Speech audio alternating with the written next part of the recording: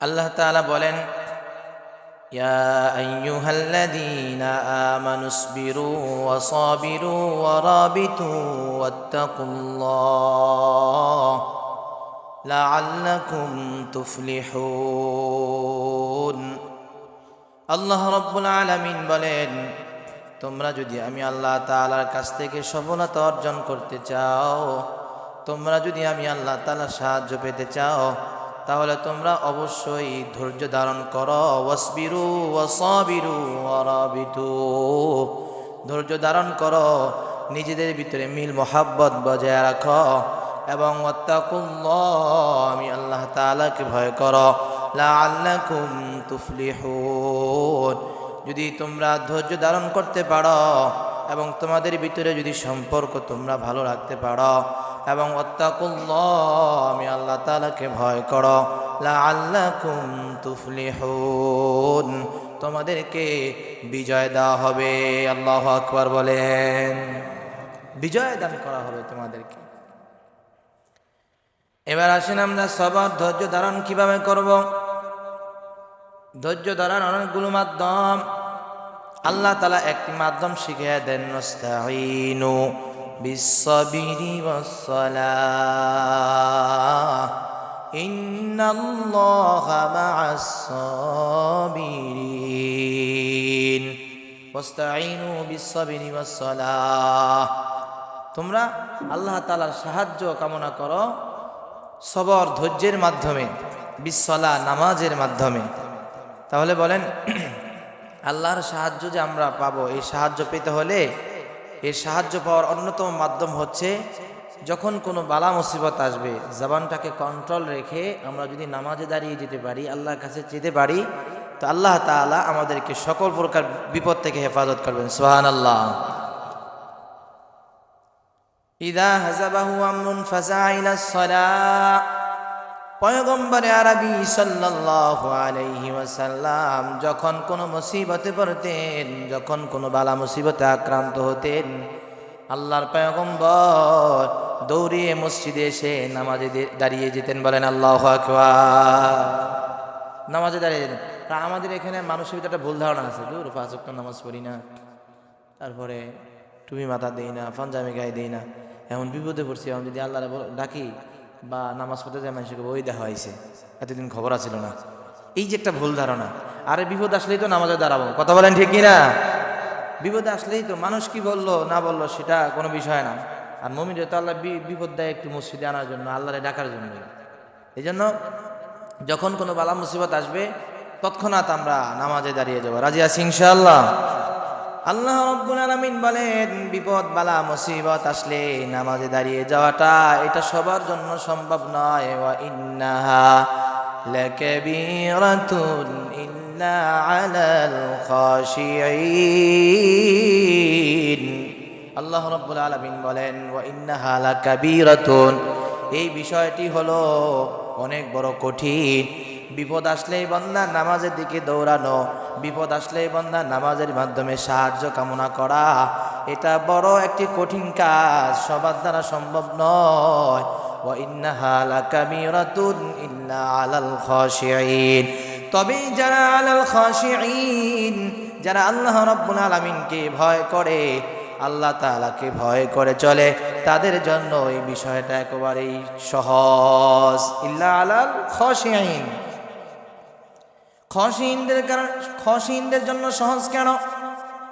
ইল্লা আলাল খাশিঈন, কারণ খাশিঈনরা মনে করে আল্লাযীনা ইয়াযুন্নুনা আন্নাহুম মুলাকু রাব্বিহিম ওয়া আন্নাহুম ইলাইহি রাজিউন।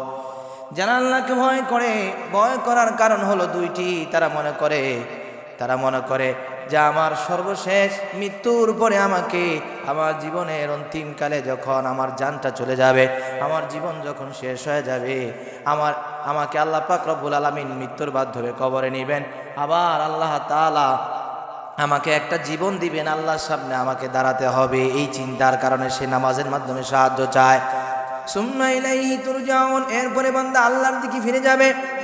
আল্লাযীনা ইয়াযুন্নুনা আন্নাহুম মুলাকু রাব্বিহিম ওয়া আন্নাহুম ইলাইহি রাজিউন, এবং বান্দা আল্লাহর দিকেই ফিরে যাবে। এই দুই চিন্তায় যে আল্লাহর সামনে দাঁড়াতে হবে, সর্বশেষ আল্লাহর কাছেই ফিরে যেতে হবে, এই দুই চিন্তার কারণে এরা হচ্ছে খোদা ভীরু।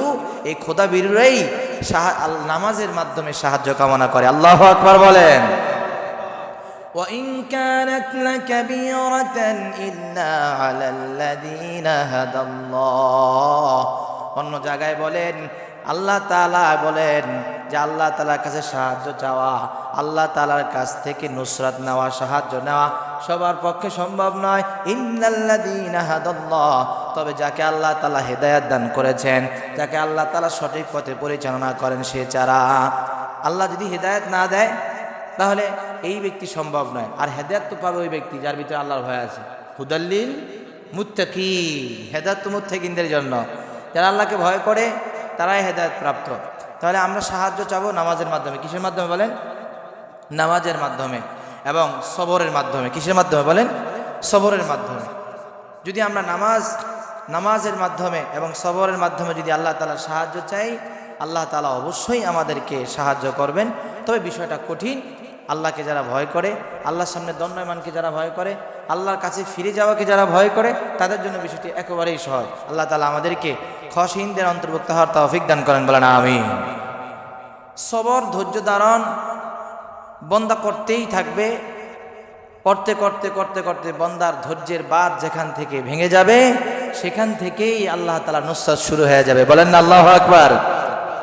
বালা মুসিবতে বলে সাহাবায়ে কেরাম এবং পয়গম্বর আরবি সাল্লাল্লাহু আলাইহি ওয়াসাল্লাম, সাহাবায়ে কেরাম এবং পয়গম্বরেরা আল্লাহ তাআলার সাহায্য চাইতেছে, সাহায্য আসে না।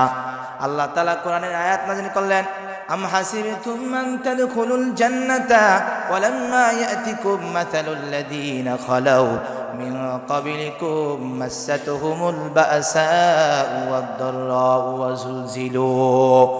তোমরা মনে করেছো আমি আল্লাহ রাব্বুল আলামিন তোমাদেরকে এমনি জান্নাত দিয়ে দেব।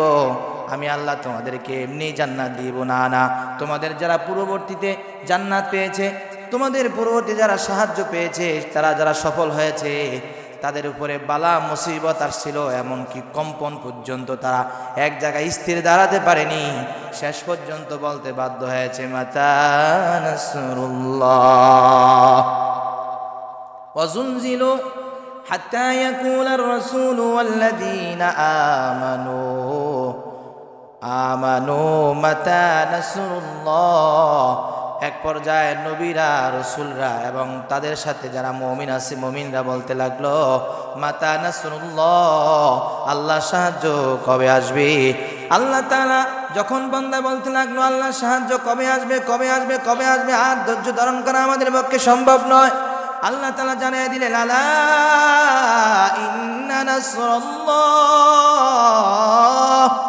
আলা ইন্না নাসরাল্লাহি করিব।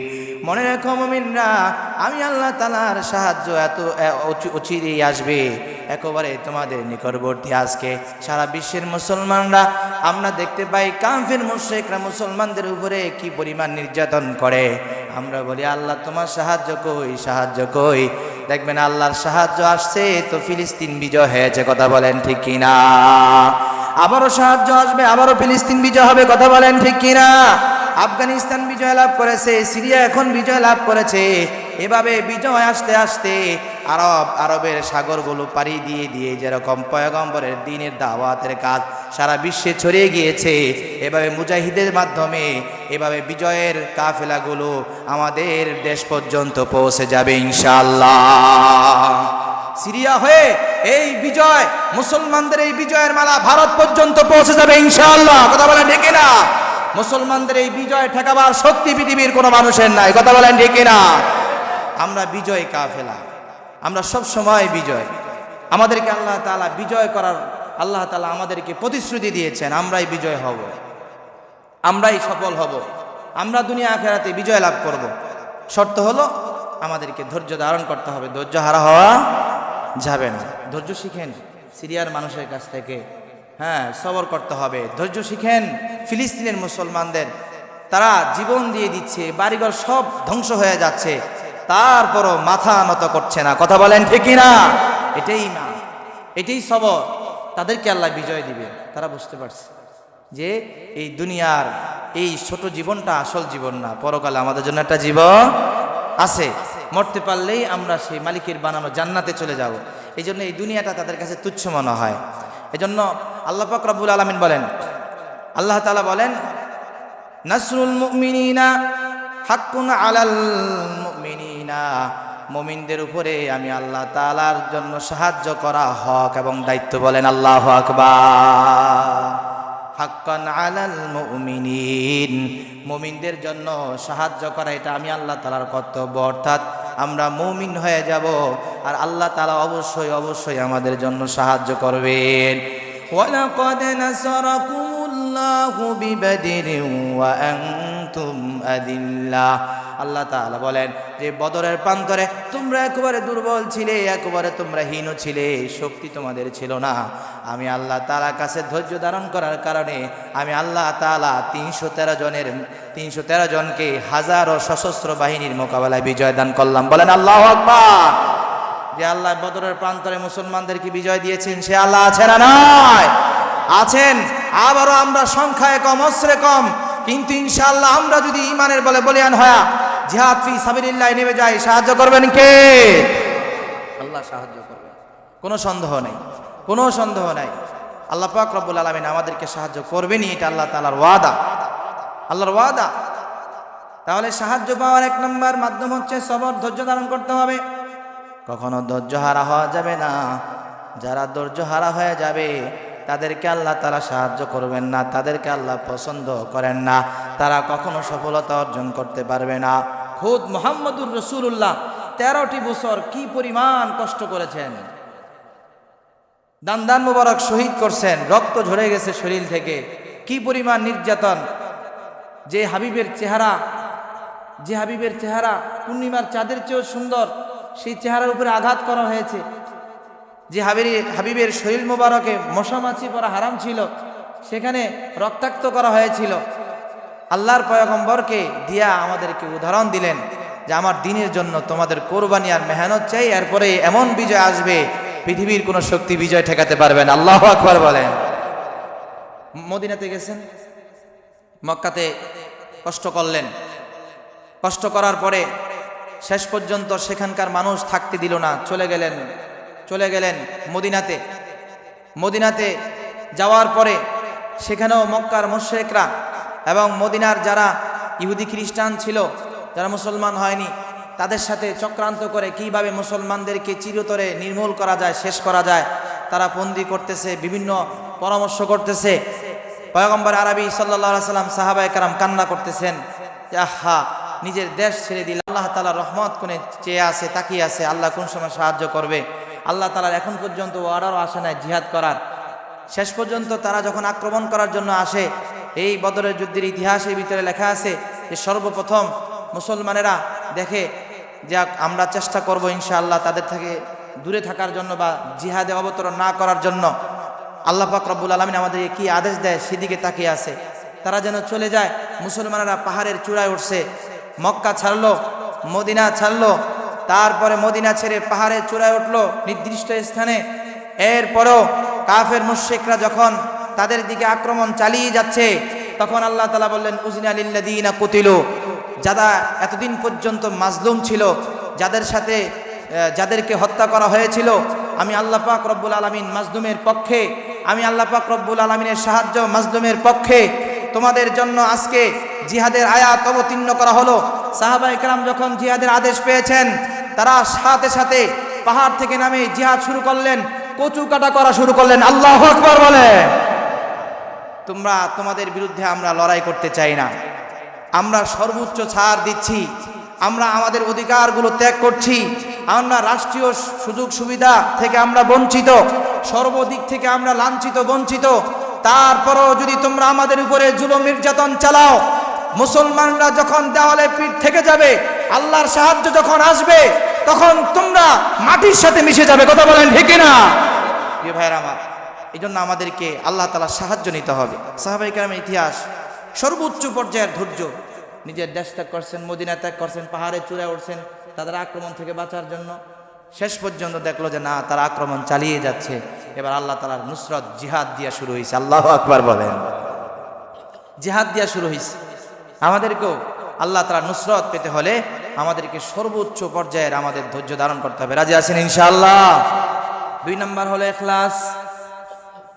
কোন বান্দা যদি আল্লাহ তাআলার কাছ থেকে নুসরত সাহায্য পেতে চায় তাহলে অবশ্যই তাকে ইখলাস, দুনিয়াতে বান্দা যে কাজগুলো করে সব কিছু কেবলমাত্র শুধুমাত্র আল্লাহর জন্য করতে হবে। আল্লাহর জন্য করা যদি না হয়, মানুষকে খুশি করাবার জন্য করা হয়। আমাকে মুজাহিদ বলা হবে এই জন্য জিহাদ করি, আমাকে নামাজি বলা হবে এই জন্য নামাজ পড়ি, আমাকে রোজাদার বলা হবে এই জন্য আমি রোজা রাখি। যদি বিষয়টা এমন হয়, আল্লাহ তাআলা বলেন তোমার ভিতরে ইখলাস নাই, আর যার ভিতরে ইখলাস নাই আমি আল্লাহ তাআলা তাকে বিজয় দিই না, সে কখনো বিজয় পাবে না। وما أمروا إلا ليعبدوا الله مخلصين له الدين। আল্লাহ রাব্বুল আলামিন বলেন তোমাদেরকে কেবলমাত্র শুধুমাত্র আদেশ করা হয়েছে, তোমাদেরকে একমাত্র কেবলমাত্র আদেশ করা হয়েছে তোমরা একনিষ্ঠভাবে আল্লাহ তাআলার গোলামি করবে, ইবাদত করবা। আল্লাহ তাআলার ইবাদত শুধু আল্লাহর জন্য করার আমাদেরকে আদেশ করা হয়েছে। আমরা দুনিয়াতে যা কিছু করি না কেন, যদি ইখলাস যদি না থাকে তাহলে আমাদের ওই আমলগুলো কবুল হবে না, ওই আমলগুলো কবুল হবে না। আমাদের ইখলাস থাকতে হবে সর্বোচ্চ পর্যায়ের, মানে যতটুকুন করব আল্লাহ তাআলার জন্যই করব, তখন আল্লাহ তাআলা আমার ওই কাজের উপরে সাহায্য করবেন, সহযোগিতা করবেন। সাহাবায়ে কেরাম আর এই যে ইখলাসের প্রথম একটি মাধ্যম ধাপ হলো আল্লাহর হুকুম এবং নবীর তরিকাকে পরিপূর্ণ মেনে নেওয়া। সাহাবায়ে কেরামের একটা নিয়ম নীতি ছিল, যখন তাদেরকে কোনো জিনিসে আদেশ করা হতো তখন তারা বলতো ক্বালু সামি'না ওয়া আতা'না, তারা বলতো আমরা শুনলাম এবং মেনে নিলাম, শুনলাম আল্লাহর জন্য, মেনে নিলাম আল্লাহর জন্য। কথা বলেন ঠিক কিনা? এই শোনা জানা যখন ঠিক হয়ে যাবে, মেনে নেওয়া যখন ঠিক হয়ে যাবে, কোনো বান্দা শুনছে আল্লাহর জন্য, সব বিধিবিধানগুলো মানছে আল্লাহর জন্য, উদ্দেশ্য একমাত্র কে থাকবে? আর কাফির মুশরিকদের চরিত্র হলো সামি'না ওয়া আসাইনা ওয়া আসাইনা।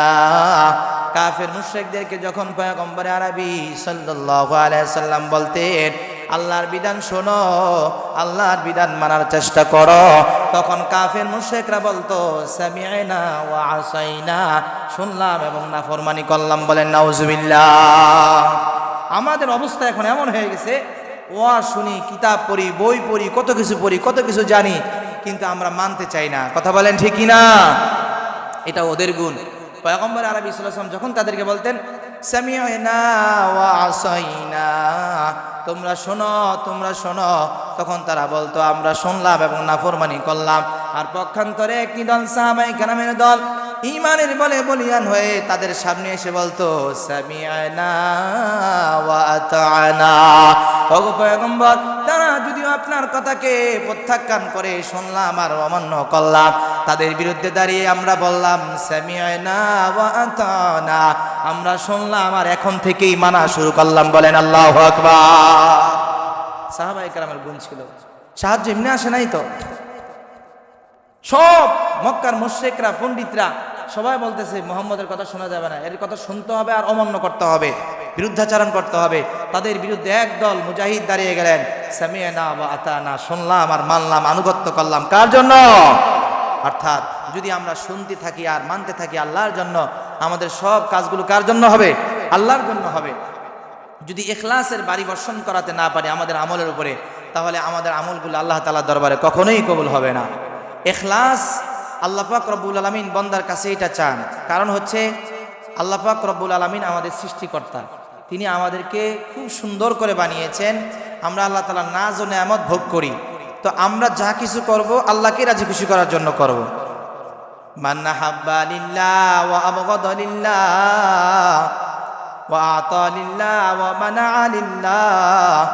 পয়গম্বর আরবি সাল্লাল্লাহু আলাইহি ওয়াসাল্লাম ইখলাস শিখাইতেছেন, মান হাব্বা লিল্লাহ ওয়া আবগাদা লিল্লাহ ওয়া আতা লিল্লাহ ওয়া মানা লিল্লাহ ফাকাদ ইসতাকমালাল ঈমান। কোনো বান্দা কাউকে ভালোবাসলো তো আল্লাহর জন্য ভাসলো, কোনো বান্দা আল্লাহ কাউকে দূরে সরায়া দিল তো আল্লাহর জন্য দূরে সরায়া দিল। এই ব্যক্তির সাথে সম্পর্ক রাখলে আল্লাহর সাথে আমার সম্পর্ক নষ্ট হয়ে যায়, এই জন্য সম্পর্ক ছিন্ন করলো। ওয়া আতা লিল্লাহ ওয়া মানা লিল্লাহ, কোনো বান্দা কাউকে কোনো জিনিস দিল তা আল্লাহকে খুশি করাবার জন্যই দিল। ওয়া মানা লিল্লাহ, কোনো আল্লাহর বান্দা কাউকে কোনো জিনিস থেকে দেওয়া থেকে বিরত রইল তা আল্লাহকে খুশি করার জন্যই বিরত রইল। পয়গম্বর আরবি সাল্লাল্লাহু আলাইহি ওয়াসাল্লাম বলেন ফাকাদ ইসতাকমালাল ঈমান, আল্লাহ পাক রব্বুল আলামিন এমন গুণে গুণান্বিত ব্যক্তির ঈমানটাকে পরিপূর্ণ করে দেন। বলেন আল্লাহু আকবার। এই ব্যক্তির ঈমানটা হচ্ছে পরিপূর্ণ ঈমান। ফাকাদ ইসতাকমালাল ঈমান, এই ব্যক্তির ঈমানটা পরিপূর্ণ হয়ে যাবে যদি আমরা মহব্বত করব আল্লাহর জন্য, মোহাব্বত থেকে সরে আসবো আল্লাহর জন্য, কাউকে কিছু দিব আল্লাহর জন্য, কাউ দেওয়া থেকে বিরত থাকবো আল্লাহর জন্য। পয়গম্বর বলেন ফাকাদ ইসতাকমালাল ঈমান, তার ঈমান পরিপূর্ণ হয়ে গেল। সুবহানাল্লাহ। তাহলে আমাদের আমলের ভিতরে আমরা চেষ্টা করব ইনশাআল্লাহ ইখলাস করার জন্য, ইখলাস আল্লাহ তাআলার জন্য সবকিছু করার জন্য। রাজি আছি ইনশাআল্লাহ? এক নম্বরে গেল সবর, দুই নম্বর গেল ইখলাস, তিন নম্বর আল ইতিদাদ, প্রস্তুতি গ্রহণ করা। মুসলমানরা আল্লাহ তাআলার সাহায্য পেতে হলে, সাহায্য প্রথম শুরু হয়েছে জিহাদ ফি সাবিলিল্লাহর মাধ্যমে। তো মুসলমানরা এই জিহাদের জন্য কাফের মুশরিকদের চক্রান্ত থেকে বাঁচার জন্য সদা সর্বদা প্রস্তুতি গ্রহণ করতে হবে। রাজি আছেন ইনশাআল্লাহ? আল্লাহ রাব্বুল আলামিন বলেন ওয়াইদ্দু লাহুম মাসতাতাতুম মিন কুওয়াতিন ওয়া মির রিবাতিল খাইল তুরহিবুনা বিহি আদুওয়াল্লাহি ওয়া আদুওয়াকুম। আল্লাহ রাব্বুল আলামিন বলেন তোমাদের সামর্থ্য অনুযায়ী তোমরা তোমাদের জায়গা থেকে প্রস্তুত থাকো।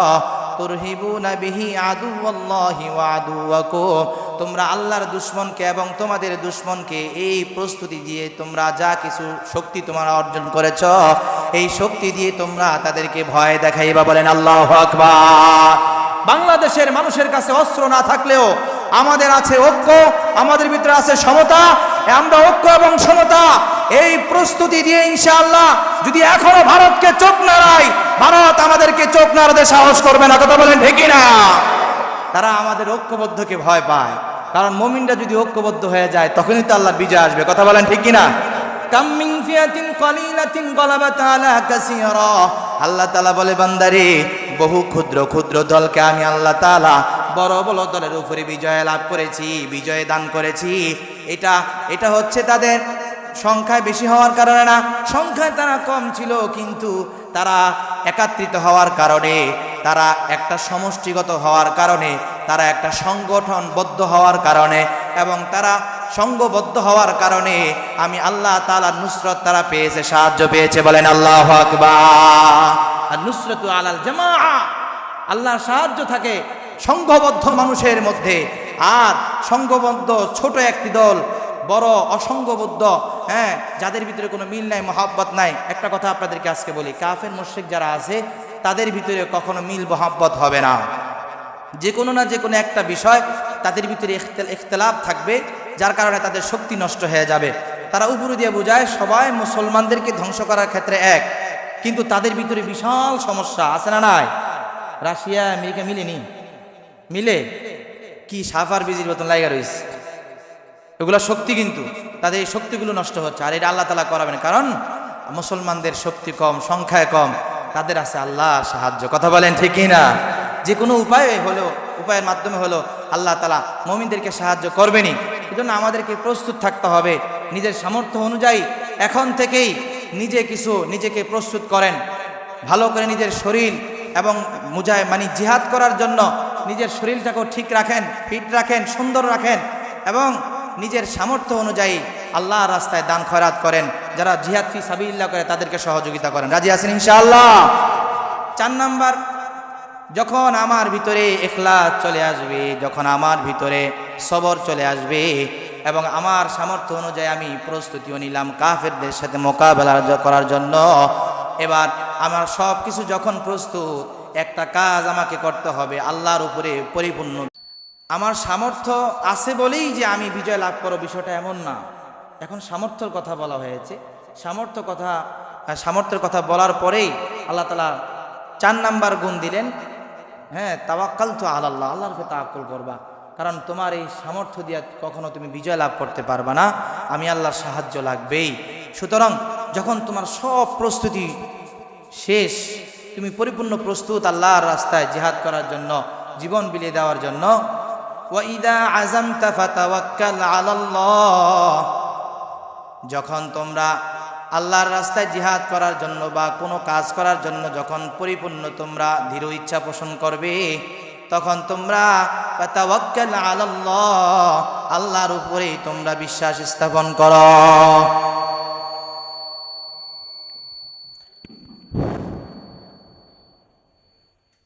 আল্লাহর উপরেই তোমরা বিশ্বাস স্থাপন করো।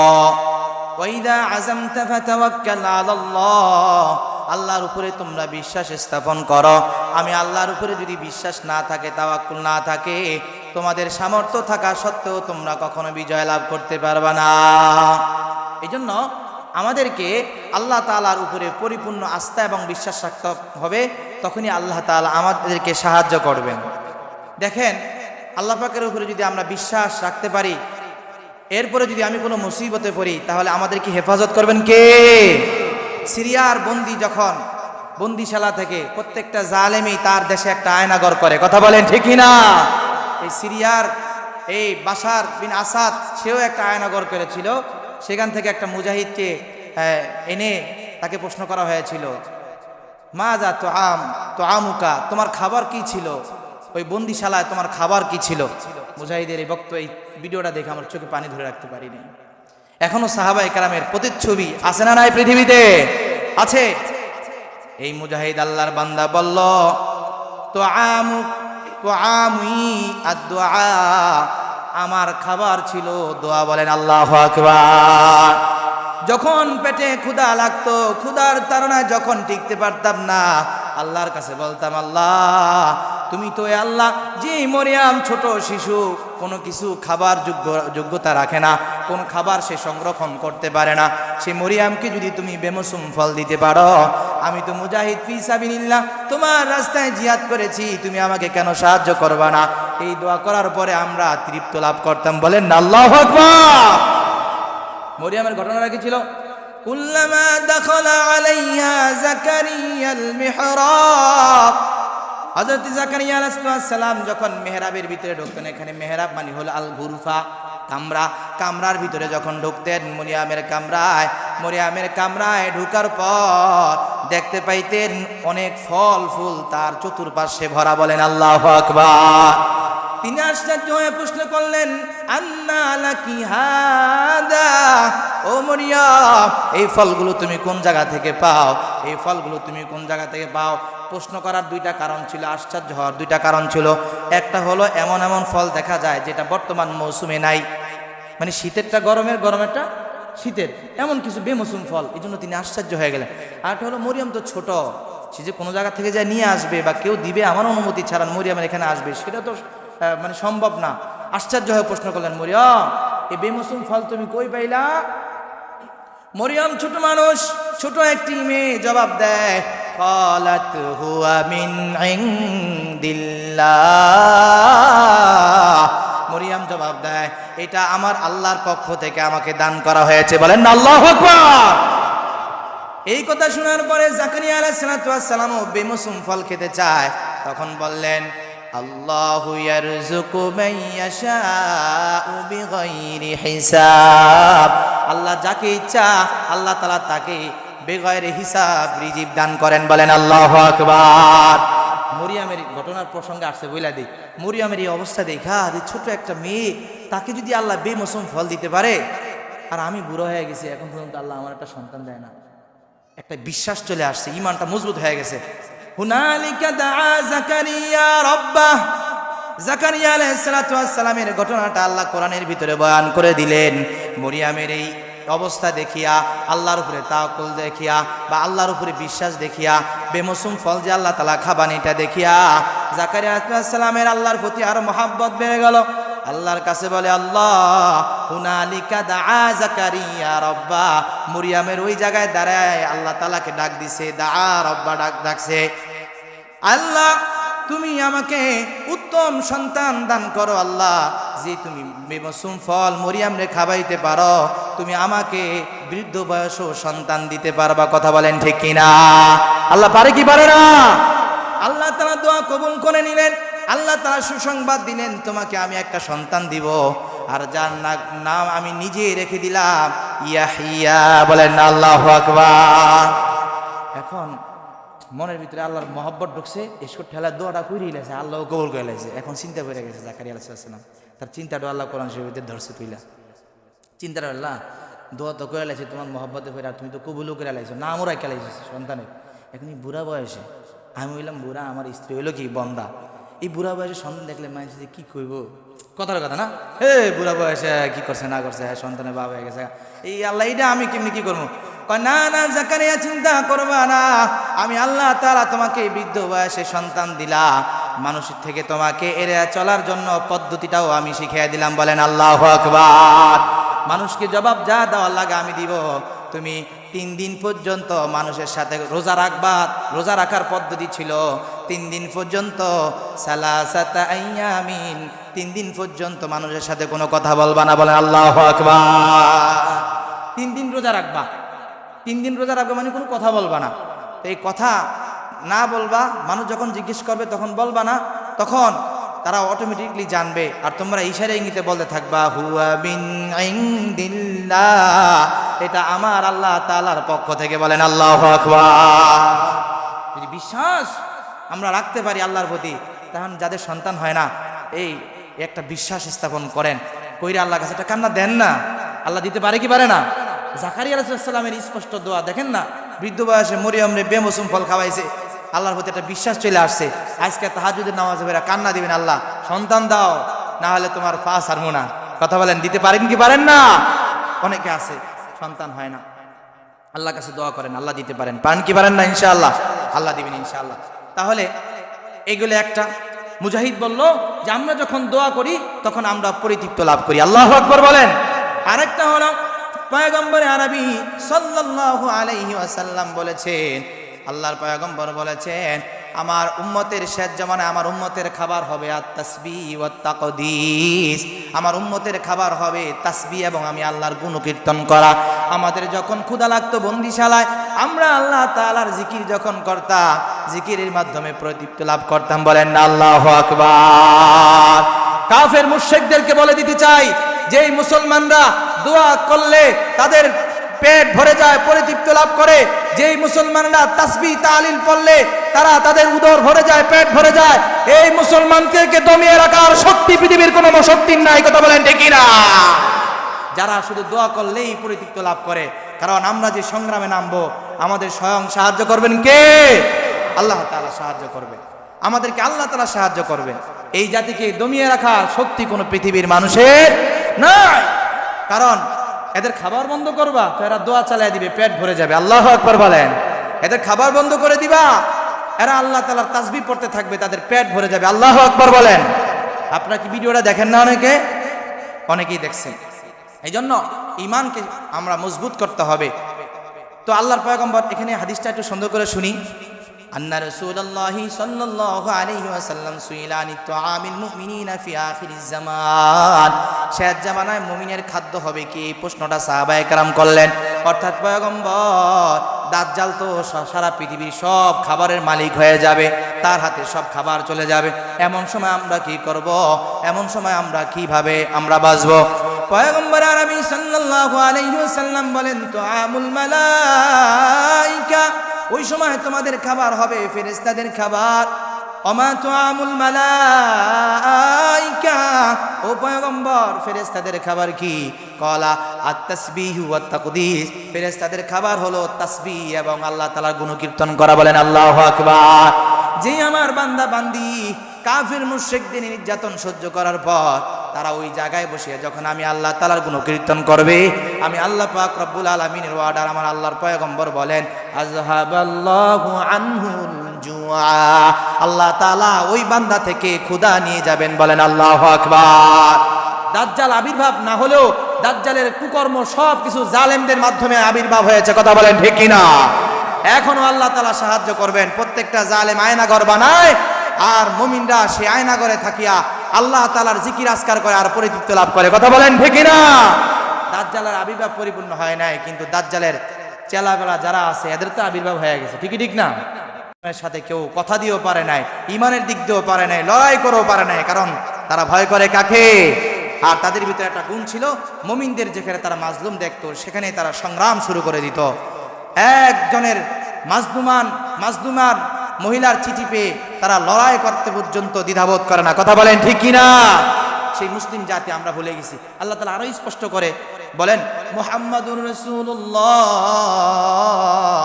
ওয়াল্লাযীনা মাআহু আশিদ্দাউ আলাল কুফফার রুহামাউ বাইনাহুম। মুহাম্মদ এবং তার সাথে যারা আছে তাদের আদর্শ হলো তারা কাফেরদের উপরে কঠোর, রুহামাউ বাইনাহুম, আর নিজেদের ভিতরে হলো একেবারে অন্তরঙ্গ বন্ধু। বলেন আল্লাহু আকবার। আমাদের ভিতরে থাকবে মুসলমানদের ব্যাপারে আমরা একেবারেই নরম, কিন্তু কুফরি শক্তির বিরুদ্ধে আমরা সবাই কঠোর। কথা বলেন ঠিক না? আজকে নরম হয়ে যাওয়ার কারণেই আমাদের এত অধপতন। আমরা মনে করি ওরা অনেক শক্তিশালী। মনে রাখতে হবে আল্লাহর শক্তির উপরে কোনো শক্তি। আল্লাহ তাআলা মুমিনদের ঈমানকে বৃদ্ধি করাবার জন্য বলেন, ফালা তাখশাউহুম ওয়াখশাউনি। বান্দা খবরদার, কাফের মুশরিকদের সংখ্যা বেশি থাকতে পারে, কাফের মুশরিকদের অস্ত্র বেশি থাকতে পারে, কাফের মুশরিকদের দেশের আয়তন তোমাদের চেয়ে বড় হতে পারে। মনে রাখবা, ফালা তাখশাউহুম, তাদেরকে তোমরা ভয় পেও না, ওয়াখশাউনি, আমি আল্লাহকে ভয় করো, কারণ বিজয় দেওয়ার মালিক হচ্ছে আমি আল্লাহ। বলেন আল্লাহু আকবার। আর মালাউন যেটি আছে, এই মালাউনরা সবসময় দুর্বল হয়, এগুলো মুসলমানদের দেখলে ভয় পায়। কথা বলেন ঠিক কিনা? চিন্তার কোনো কারণ নাই। আল্লাহ তাআলার কাছে যদি ঈমান নিয়ে সামনে আগান, আল্লাহ তাআলার পরিপূর্ণ ওয়াদা যে আমি বান্দাকে সাহায্য করে যাব। আল্লাহু আকবার বলেন। এই সাহায্য পাওয়ার জন্য আমাদেরকে একটি কাজ করতে হবে। প্রিয় ভাইরা আমার, এই পাঁচটা তো বললাম, আমাদেরকে সমষ্টিগতভাবে একটা কাজ করতে হবে। আমরা সাহায্য চাই, আমরা আল্লাহ পাক রব্বুল আলামিনের কাছে বিজয় চাই, কিন্তু নিজে ঠিক হতে চাই না। নিজেকে এখন থেকেই পরিবর্তন করেন, নিজেকে আমলে সালেহের মাধ্যমে সুন্দর করে নেন। আপনি যদি আমলে সালেহ করতে পারেন, আমলে সালেহ কাকে বলা হয়? যেই আমলের ভিতরে দুইটা গুণ, ইখলাস থাকবে, শরীয়ত মোতাবেক হবে, সেটাই আমলে সালেহ। দুনিয়ার যে কোনো কাজ মানুষের চোখে এই কাজটা দুনিয়ার হতে পারে, কিন্তু ইখলাসটা থাকার কারণে, কিন্তু শরীয়ত মোতাবেক হওয়ার কারণে, বলেন তো আমার জীবনের কোন কাজে ইসলাম নাই? সব কাজে ইসলাম আছে না নাই? আছে। প্রত্যেকটা কাজের ভিতরে যদি ইখলাস এবং যদি শরীয়ত মোতাবেক করতে পারি, এটাই আমলে সালেহ। আর এই আমলে সালেহ করলে আল্লাহ তাআলা আমাদেরকে সালেহিনদের অন্তর্ভুক্ত করবেন। সুবহানাল্লাহ বলেন। আল্লাহ তাআলা বলেন, আল্লাযীনা আমানু ওয়া আমিলুস সালিহাত লানুদখিলান্নাহুম ফিস সালিহিন।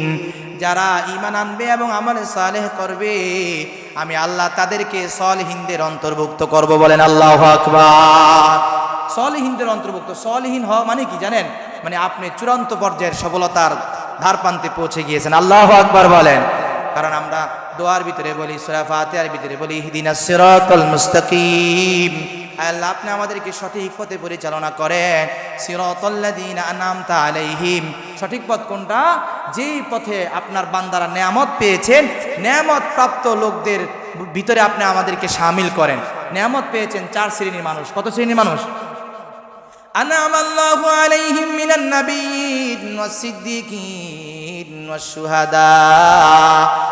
শুহাদা'i ওয়াস সালিহিন ওয়া হাসুনা উলাইকা রাফিকা।